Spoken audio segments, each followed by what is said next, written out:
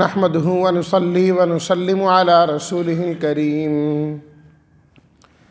أما بعد فأعوذ بالله من الشيطان الرجيم بسم الله الرحمن الرحيم وَلَنَبْلُوَنَّكُمْ بِشَيْءٍ مِّنَ الْخَوْفِ وَالْجُوعِ وَنَقْصٍ مِّنَ الْأَمْوَالِ وَالْأَنفُسِ وَالثَّمَرَاتِ وَبَشِّرِ الصَّابِرِينَ الَّذِينَ إِذَا أَصَابَتْهُم مُّصِيبَةٌ قالوا إنا لله وإنا إليه راجعون أولئك عليهم صلوات من ربهم ورحمة وأولئك هم المهتدون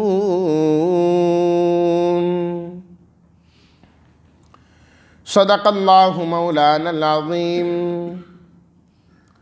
اللہم صلی علی سیدنا و مولانا محمد وعلی آل سیدنا و مولانا محمد وبارک وسلم۔ ترجمہ: اور البتہ ضرور ہم تمہیں آزمائیں گے، کچھ خوف سے، بھوک سے، مالوں، جانوں اور پھلوں کی کمی سے، اور آپ بشارت دے دیجئے صبر کرنے والوں کو۔ وہ لوگ جب انہیں کوئی مصیبت پہنچتی ہے تو وہ کہتے ہیں کہ یقیناً ہم اللہ کی ملکیت ہیں اور یقیناً ہم اسی کی طرف ہی لوٹنے والے ہیں۔ یہی وہ لوگ ہیں جن پر ان کے رب کی جانب سے خاص عنایتیں ہیں اور رحمتیں، یعنی عام رحمتیں، اور یہی ہیں وہ لوگ جو ہدایت یافتہ ہیں۔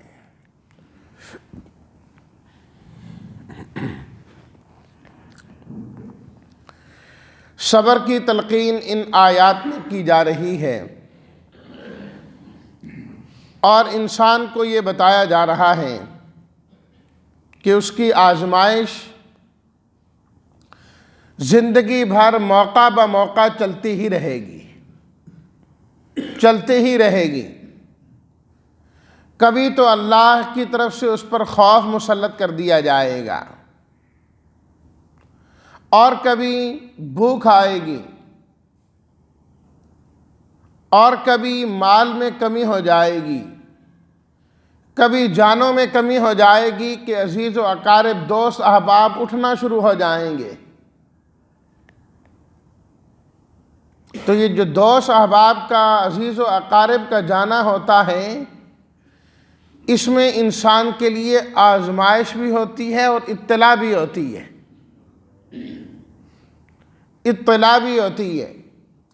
کہ یہ قرب و جوار والے جا رہے ہیں تو تم نے بھی جانا ہے، تم بھی تو انہی کے ہم عمر ہو، تم کٹھے پڑھتے رہے ہو، کٹھے کھیلتے رہے ہو، کاروبار کٹھے کرتے رہے ہو، اگر وہ نہیں رہا تو تم بھی نہیں رہو گے۔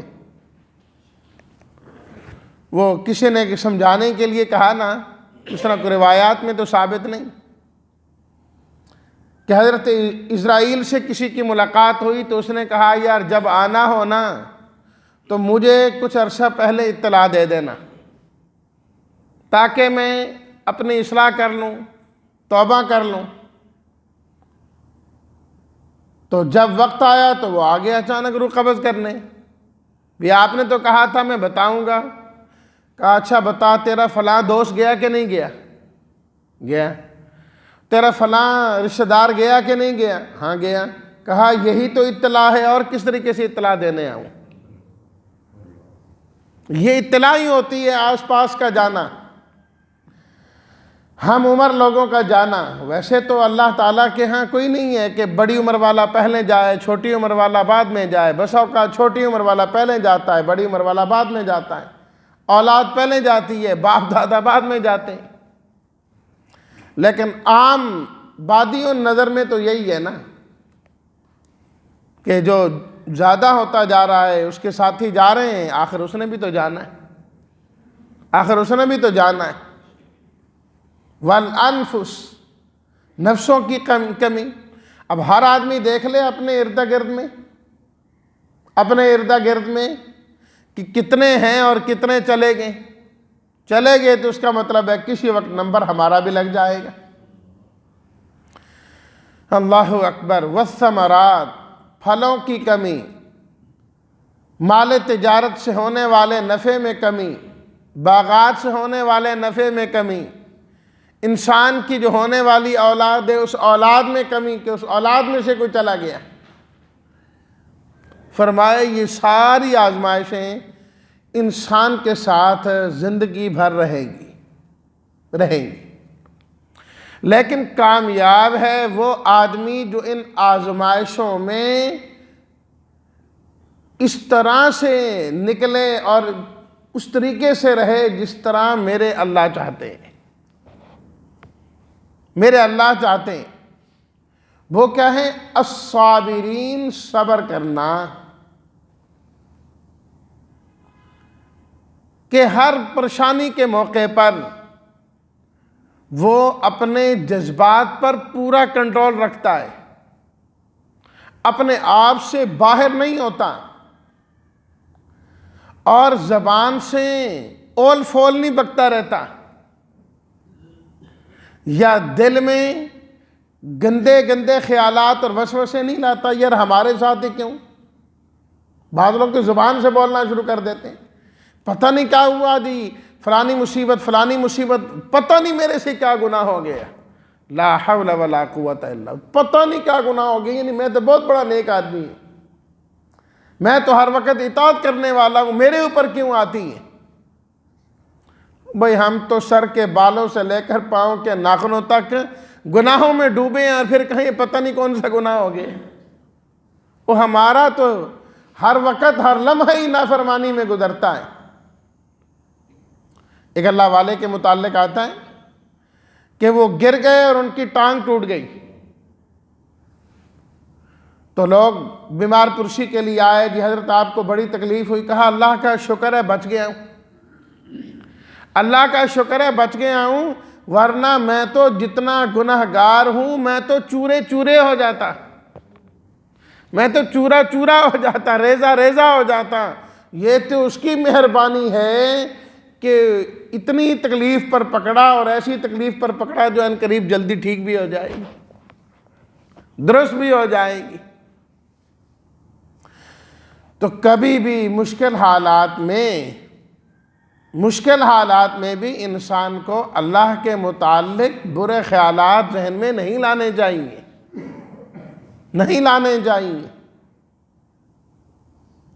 چاہے جتنا بڑا نقصان کیوں نہ ہو جائے. اس میں بھی اللہ کی خیر ہے، اور اس وقت بھی اس کو آزمایا جا رہا ہے کہ ہم نے اس کو یہ نعمت دی تھی تو یہ بہت خوش ہوتا تھا، اب نعمت لی ہے تو اب کیا ہے؟ اب ہمیں ہی برا بھلا کہنا شروع کر دیا.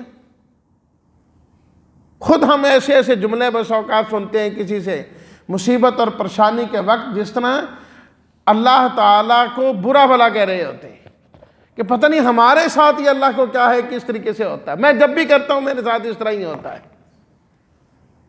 لا حول ولا قوت الا باللہ. دونوں حالتوں میں اپنے آپ کو درست رکھنا ہوتا ہے، نعمت ملے تب اور نعمت جائے تو تب. دونوں میں انسان کی آزمائش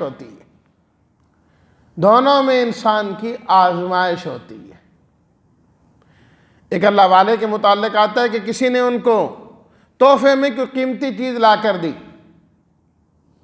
تو کہا الحمدللہ.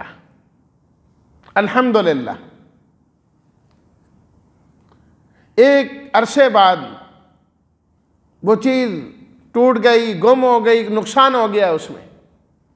خادم نے آ کر اطلاع دی اس کے نقصان کی، تھوڑی دیر خاموش ہوئے اور پھر کہا الحمدللہ.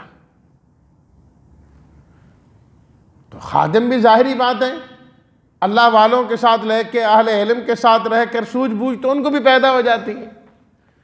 کہا جی جب یہ چیز آئی تھی تو آپ نے اس وقت بھی الحمدللہ کہا اور الحمدللہ کہنا سمجھ میں آتا ہے، نعمت مل جائے تو الحمدللہ کہنا چاہیے، لیکن اب تو وہ نعمت چھن گئی ہے، چھننے پر الحمدللہ نہیں انا للہ و انا الیہ راجعون پڑھنا چاہیے۔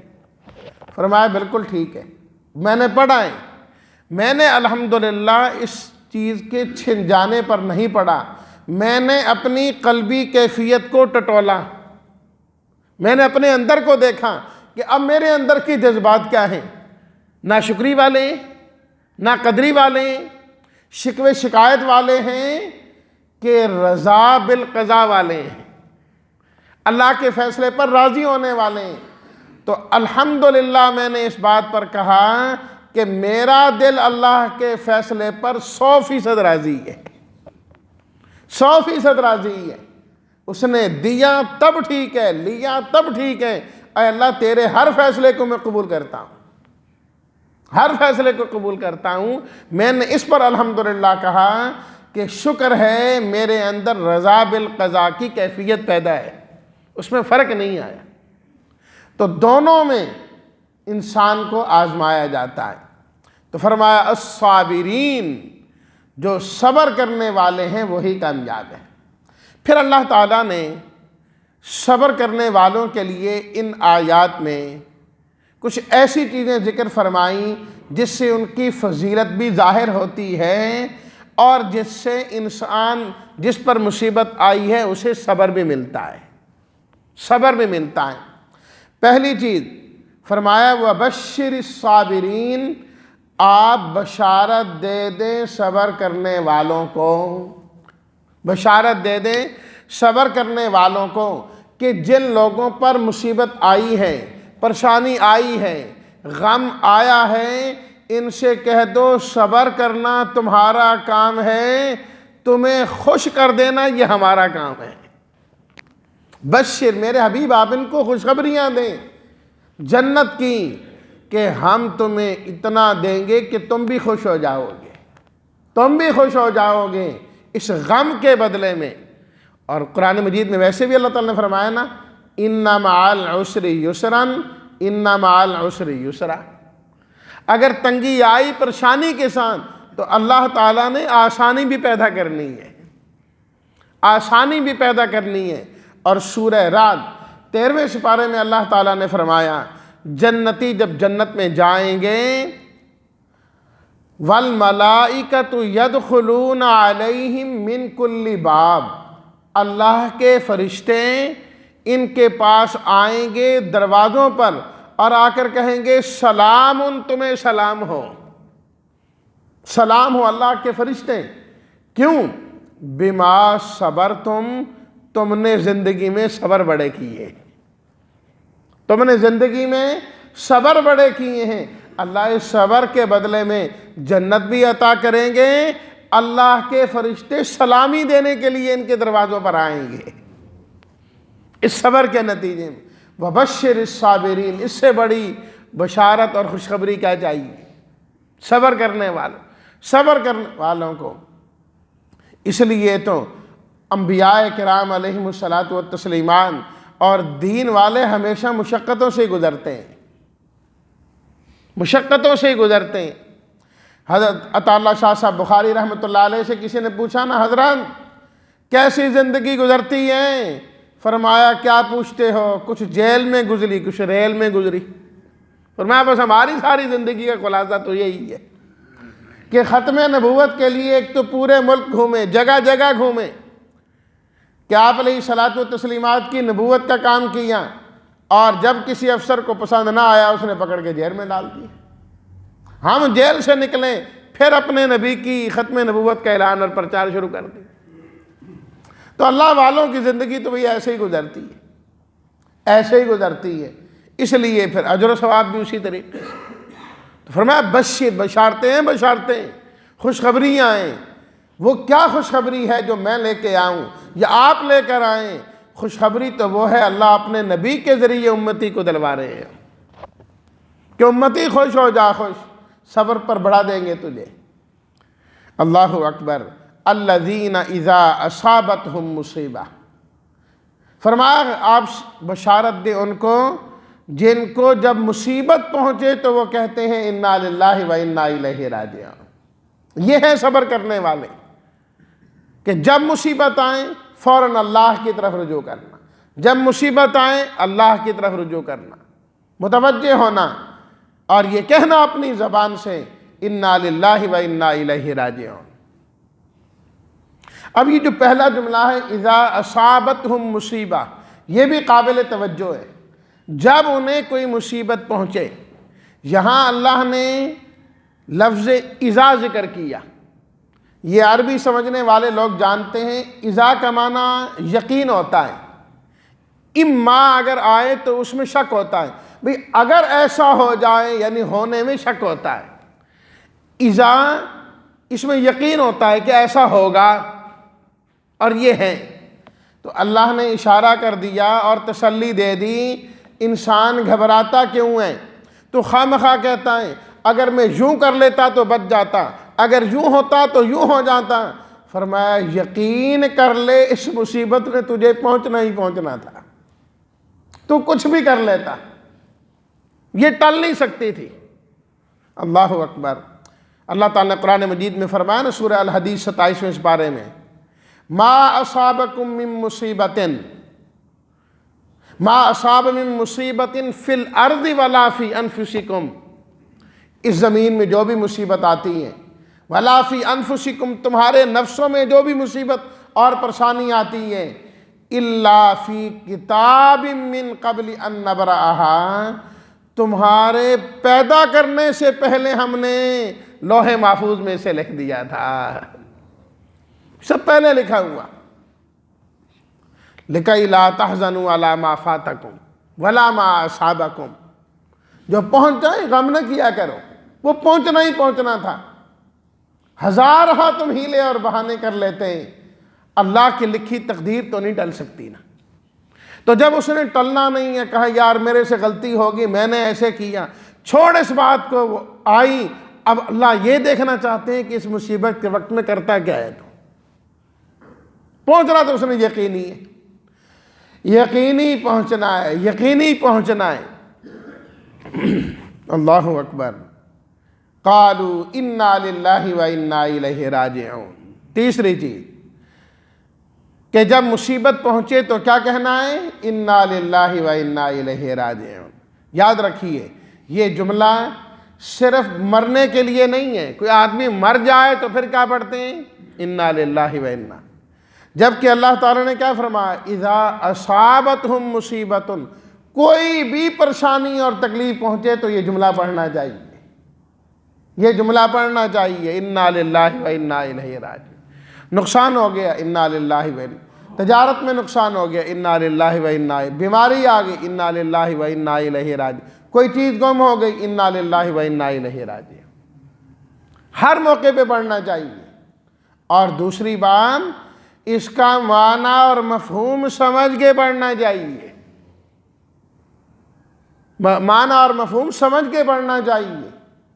صرف زبانی ٹھیک ہے، اس کی تاثیر ہے، اس میں کوئی شک کی بات نہیں، اس جملے کی تاثیر ہے تو اللہ تعالیٰ نے یہ جملہ سکھایا ہے نا کہ یہ جملہ کہنا ہے۔ جس طرح دوائیاں ہیں، باقی چیزیں ہیں، ان کے اپنے اثرات ہیں، ان کے اپنے اثرات ہیں۔ اللہ اکبر۔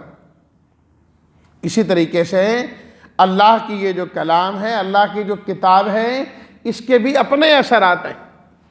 ہر جملے کا الگ الگ اثر ہے، ہر جملے کا الگ اثر ہے۔ تو اس واسطے پڑھنے کا ہے لیکن سمجھ کر پڑھنے کا ہے۔ انا للہ، پہلی چیز اس میں کہ ہم اللہ کی ملکیت ہیں، اللہ ہمارا مالک ہیں، ہم اس کے مملوک ہیں۔ مالک کی مرضی جو چاہے کرے، ہمیں اعتراض کا حق نہیں ہے، ہمیں اعتراض کا حق نہیں ہے۔ ایک مالک ہے، ایک چیز اس کی ہے، جدھر رکھے، جس طرح اٹھائے، کسی کو دے، اپنے پاس رکھے، اسے کون پوچھ سکتا ہے؟ اللہ ہمارا مالک ہے، اللہ نے جو کیا، للہ ما فی السماوات و ما فی الارض، آسمان زمین سب اس کی ملکیت ہے، اس میں جو تصرف کریں، بندوں کو کوئی اختیار نہیں ہے کہ وہ اعتراض کر سکے۔ تو کہا انا للہ، اے اللہ ہم تو آپ کی ملکیت میں ہیں، آپ جو چاہیں کر سکتے ہیں۔ وَإِنَّا إِلَيْهِ رَاجِعُونَ۔ دوسری چیز اس لحاظ سے بھی تسلی، اے اللہ جانے والا تو چلا گیا، جانے والا تو چلا گیا، غم کا فائدہ کوئی نہیں، ہمارے غم سے اس نے ادھر نہیں آ جانا، بلکہ آج نہ صحیح تو کل میں نے ہی ادھر جانا ہے۔ وَإِنَّا إِلَيْهِ رَاجِعُونَ۔ اس نے لوٹ کے نہیں آنا، میں نے جانا ہے اسی منزل کی جانب جس منزل یہ گئے۔ آج تک کسی نے دیکھا کہ لوگ قبرستان سے انسان کو لے کر گھر میں آئیں؟